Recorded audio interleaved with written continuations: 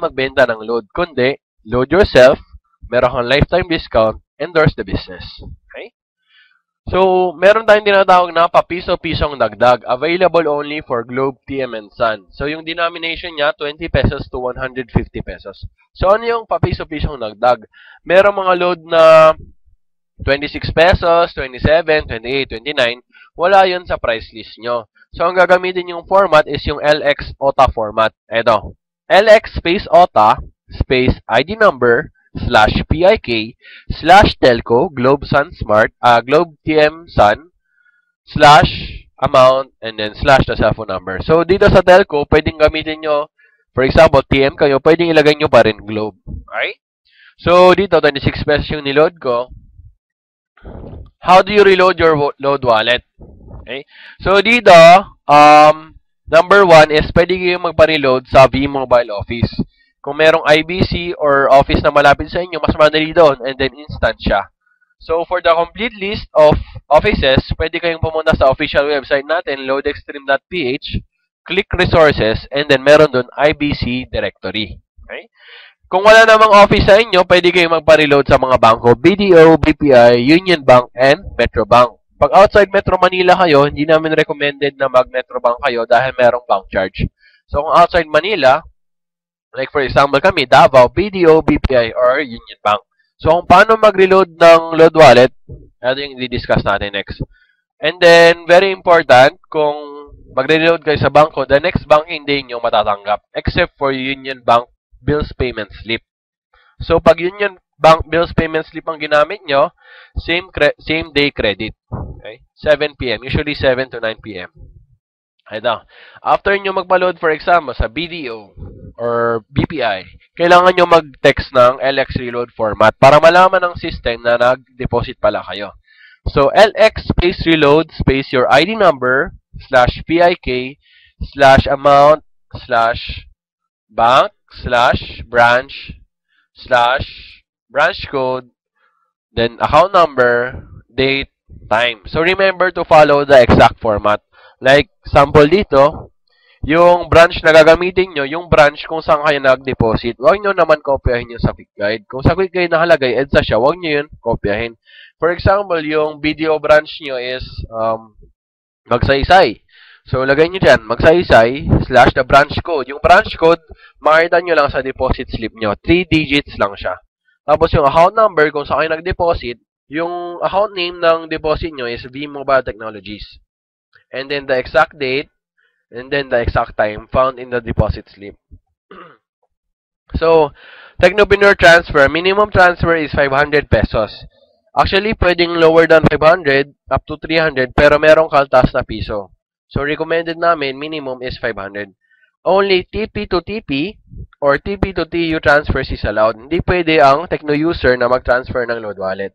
So, ano yung format? Nasa quick guide nyo ulit to. LX space transfer space ID number space PIK space LX load. Yung LX load, one word lang po siya. Space the amount, space the ID number, and the cell phone number. Okay? And then may matatanggap kayong confirmation. So, kung gusto nyo ng online loading, pwede kayo mamunta sa official website natin. And then, para sa Technopreneurs account nyo, pwede nyo ma-check yung earnings nyo, downlines, yung mga million nyo, sa mylx.biz. Okay, ito yung online web loading, papakita ko sa inyo. Pagpunta nyo sa website natin, loadextreme.ph, meron dyan, online loading. Click nyo yan. Lalabas to. Fill up nyo ID number nyo, PIK. Pili kayo ng product. Ito pwede nyo gamitin kung gusto nyo mag-load abroad. Okay, online loading. Cellphone number. Tapos kung gusto nyo ng confirmation, lagay nyo email nyo dyan. Click send load. So, kung gusto nyo mag-load wallet transfer via internet, click nyo naman load wallet transfer. Tapos, ID number, PIK, amount, ID number ng gusto mong sendan, cellphone number niya. Tapos, email, transfer credits. So, kung gusto niyo naman ng papiso-piso dagdag, online loading ulit, ganun pa rin. Click nyo. Tapos, ID number, PIK, pili kayo ng telco, Globe, or Sun. Kung TM ka, Globe lang yun. And then, lagay mo yung amount, 26 pesos, cellphone number, tapos send load. Yung online loading, mabilis siya, mga 2 seconds lang, pasok na. So, alam naman natin, kaya tayo nagnegosyo, hindi para sa barya-barya, kundi para sa papel-papel. Going for the gold. So, going for the gold, ibig sabihin, mas malaki yung target mo na income, pero mas marami rin yung kailangan mong gawin.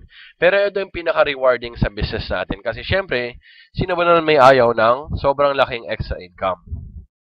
It requires smart work and true leadership. Kung mapapansin nyo, hindi niya nilagay hard work. Because hard work, ibig sabihin, trabaho ka ng trabaho, pero hindi mo nare-review yung steps na ginagawa mo. So, smart work, ibig sabihin, makinig ka sa upline mo, makinig ka sa mentor mo, sa leader mo, kung anong sinasabi niya, sundin mo. Dahil hindi ka niya ipapahamak, gusto niya maging successful ka. So, sino ba yung prospects natin sa business?